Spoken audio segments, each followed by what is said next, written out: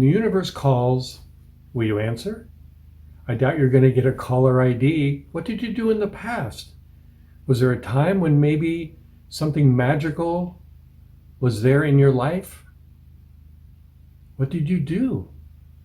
Did you respond to it? Did you connect with it? Did you even recognize it was there? Today I want to discuss how often we might miss those magical moments in our life and maybe even forget how we once were connected to it.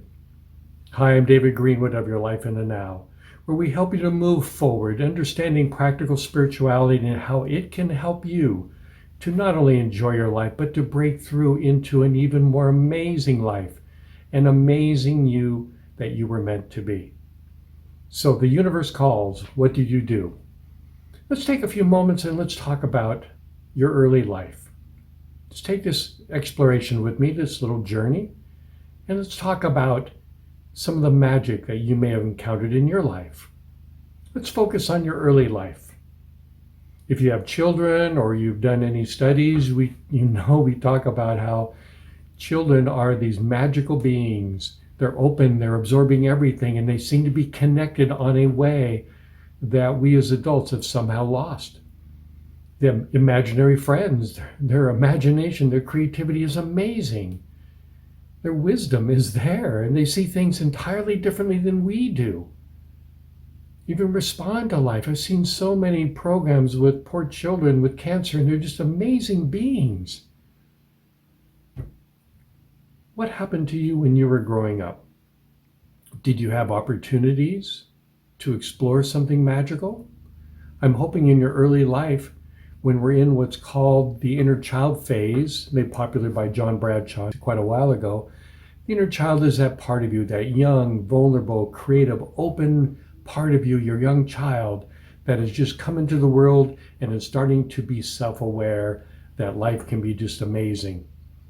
What was your life like your first 5 years? Do you remember any of it? Now, sometimes I work with people that don't remember the first 16 years of their life. But most of us probably had some kind of cognition around 3 years old, 4 years old, maybe 5. I remember being 3 years old in Disneyland. I'm going to date myself here, but I was there for the opening year at Disneyland. I was 3 years old, and you better believe I remember walking around, and some of those things are still there. The first ride back when I was 3 years old, when Disneyland opened in 1955, I think it was, something like that. The jungle ride was there, where the hippo comes up and the boat guy, the guide, would shoot the hippo in the mouth and it would disappear in the waves. Or the Dumbo ride. They had a train that went around the perimeter that I remember, and it had some dinosaurs here and there and other things, but that's my first memories back, and it was pretty magical. Disneyland is a magical place. What a great place to start out your life. I remember my first movies that I saw when I was about 5 years old. We went to a drive-in movie theater in Bremerton, Washington. And the first movies I saw were Bambi and the Ten Commandments. Pretty opposite. I love those movies even today. But those were magical in many ways. Bambi was magical, so was the Ten Commandments with Charlton Heston. I don't remember exactly the year I saw them, but I was young. And it did have a really nice effect on me. So how about you? What did you see? What did you do when you were younger, when you were growing up? What was it that influenced you? Family life, of course. Some of you had very difficult lives. Horrible things happened to you. Other people had just amazing, comfortable lives. Most of us were somewhere in between, with parents that really cared about us, but may or may not have known how to be the best parents. Yet still we survived. It's like those country western songs. They talk about, we used to ride in the back of trucks. We used to drink water out of our garden hoses. We used to go out every day for the entire day and then come back at night. I mean, life was different when we were growing up than it is for many people today, for many of the kids today. So what were some of the best moments of your life growing up? Were they magical? Because I think you're going to find that the magic that comes in our life really is very connected to that spiritual perspective that we have. That there's something beyond us, beyond the human-made world that we live in. Because if we get caught up in just focusing on the things that we have created here, we're going to miss a lot. There's very little things sacred that we have created, actually, in that regard. It's connecting with nature that really allows us to reconnect with a deeper sense. That's why people go out into the woods. It allows them to be in a place, a stillness, a quietness where we're open to our spiritual nature. So what worked well for you? I was able to spend quite a bit of time playing in the woods, riding bikes, playing tag, doing things like that.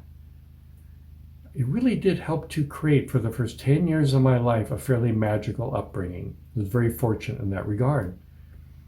What did you do? I mean, do you remember what it was like?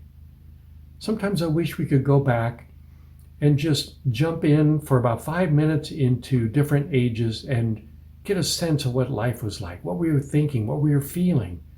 I think we'd be amazed at how different we are now. How we've lost so much of that creativity, that magic.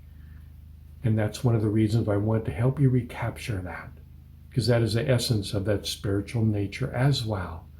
That true you, that creative, imaginative you, the amazing you. So think about those first 16 years of your life when you were very open and receptive. That's how we learned, both good and bad. Some positive, some negative things. The negative things are really learning experiences, but they sure seem negative at the time. Now, of course, we all had challenges. We all had difficult things that we went through. Oftentimes, when I work with clients, they've forgotten all the positive things that have happened. And it's oftentimes very good to go back and remember that we had many, many times of positive experiences. It just gets blotted out by the subconscious that just focuses on doubt, worry, and concern. And it blocks you and keeps you from remembering that. That's why I want you to take this little stroll down memory lane with me and just begin to see whether you didn't have better times than you thought, whether you had these wonderful experiences that really were there to support you. And then when you moved into your early 20s, it's usually a time when we're very open and creative and getting out there and doing new things, new relationships, new jobs, moving, traveling, doing things, or maybe you didn't have that opportunity. But along the way, there was always a chance of connecting with something else, something deeper, something more amazing. Did you have that chance? Did life come and knock at your door? Did you answer? If the universe is calling, you're not going to get a caller ID. But if you're open to it, it will take you places that you never dreamt possible. So as we move throughout our life, whatever your age is now, please be open to reconnecting with something that is deep within you, that will change your life for the better. Now, I was fortunate enough to be very interested in science growing up. At the same time, I was interested in spiritual issues. Went to Presbyterian church and went to Sunday school and loved the stories of Jesus and all the rest. I didn't really get into the religion as much as I did into the people as much and appreciate. And to this very day, Jesus, to me, when I watch a movie on Jesus, I'll still cry almost. I mean, it's moving. About junior high age, I got more interest in reincarnation and karma and things like that, and had some wonderful experiences. And that spiritual perspective stayed with me throughout my life. So I was fortunate in some ways to have a scientific perspective on one hand and a spiritual on the other. It taught me that you can't always name the experiences you have. The scientific method tells you that you can't jump to conclusions based on what other people tell you. No, that's not it. And what I learned after a while is that you have to learn to trust yourself. We can follow others up to a point. They can help guide us, but after a while, you've got to go on your own path, be a light unto yourself. And in doing so, you open up and connect in amazing ways. And that's when I learned that I had to do emotional growth work. I had some really wonderful experiences, but they didn't last because my ego was just too strong. It didn't want to connect with that level, that experience, that life calling, and it tried to shut the door on it. After doing the emotional growth work, and I was 40 years old when I did it. I didn't do it at a young age. I wish I had, but hey, that's just the way it was. So after doing that, it opened me up in so many ways, and I began to realize healthy emotions were the key to spirituality. Because when you had a healthy emotional nature, and again, nobody's perfect, of course I'm not, but I was healthier, and allows your subconscious to become healthier. And the old resistive negative subconscious continues to fade away as the positive you get stronger. And like we talked about during some of the other explorations, having a healthy self, a healthy ego, a healthy subconscious is in alignment with the you that you're meant to be and allows you to do many wondrous things. So I found, without me even knowing it was going to happen, that my mind became quieter, a stillness. Now before, my analytical mind as a scientist, I couldn't meditate to save my life. My mind was always going, chattering endlessly. But after going through the emotional growth work, I find that my mind has gotten quieter and that chattering has slowed down. So that now, if I just stop talking, there's silence, there's stillness. And in that stillness, in that silence, there is this palpable energy, this amazing presence, this force, this energy. I have no idea. Again, as a scientist, I would not jump to conclusions to say what it is. It's there. This is what I want you to experience. Everything I do is to move you into a place where you're open, you're healthy, and you too will experience what's there. It's like the sun. It has nothing to do with me whatsoever. The sun is there. When you experience the sun for yourself, you don't need somebody else to tell it to. You can feel it, you can sense it, you can see the benefits of it. It's the same with this, whatever this is. This is why people meditate, to connect with it. Again, it has nothing to do with me whatsoever. My job literally is to take away what's blocking you from experiencing this, to help you resolve the negative subconscious, the worry resistive conditioned mind that keeps you from connecting with this otherness, this presence. When that happens, you begin to experience it for yourself. That's what I want. And then you're going to see that you trust yourself, you move forward. Again, everybody can do this. It's there. It's like the sun. It's there for everybody. The only thing keeping you is yourself. And the you that's stopping you is your own subconscious mind. It doesn't want to let go of control. It doesn't trust an unknown force. It wants to be concrete and analytical and stay with that. It's up to you to decide, but I think you're going to find that when you do that emotional growth work, and all that means is that you help resolve old issues to create a healthier subconscious, a healthier ego. When that happens, you will find that life will come calling. It's always there. Krishnamurti, who's kind of a mystical teacher that I learned to connect with many years ago, used to say, it's always there waiting for you to just open up to it. It's that easy and that difficult, because to open up to it means you have to have a mind that is inquiring, that isn't based on the ego in that moment. It is pure energy, and it is presence and perception and awareness. And when that happens, it's there naturally. You don't have to go for it, you don't have to struggle for it, you don't have to do anything. It's a being space. Now, there's a lot more to this, obviously, than what we're going to talk about here.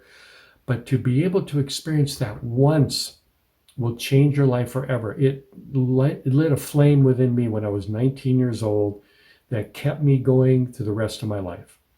My ego would try to avoid it, keep away from it, run from it, and it would always guide me gently back to help that healthier part of me to continue to move forward, trying always to find a way. And finally, I did find that way, that pathway, and that was the emotional growth work that really helped me and will help you to free yourself from that conditioned, resistive mind that keeps you stuck, keeps you worried and afraid, keeps you from connecting with this amazing presence.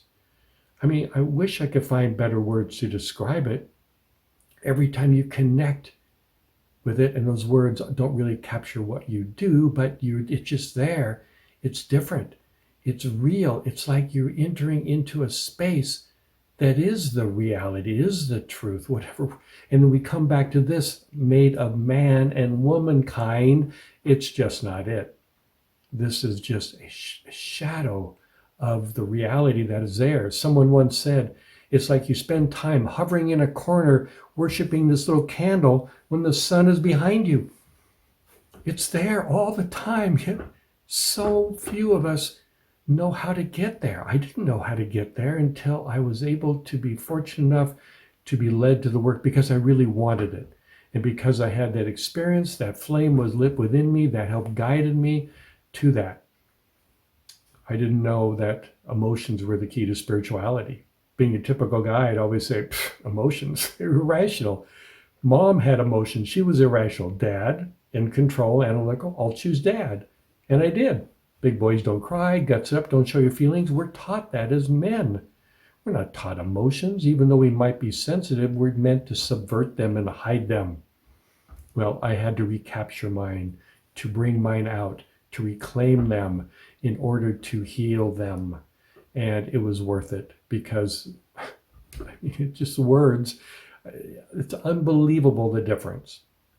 My life started when I was able to finally open up and connect and heal these wounded parts and to be in this presence, this moment. This is practical spirituality. I still pay bills. I still go to work.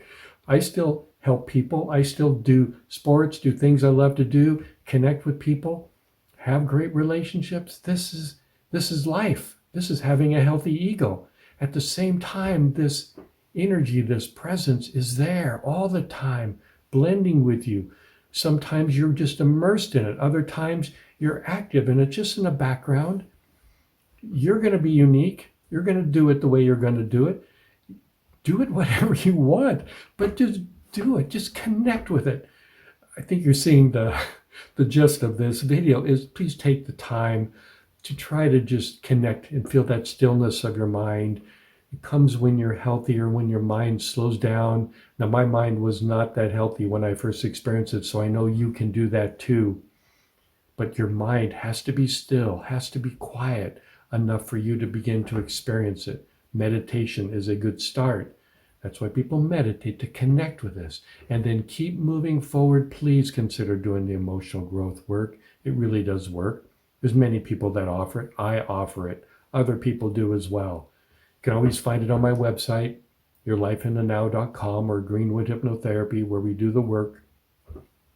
The idea is life is calling.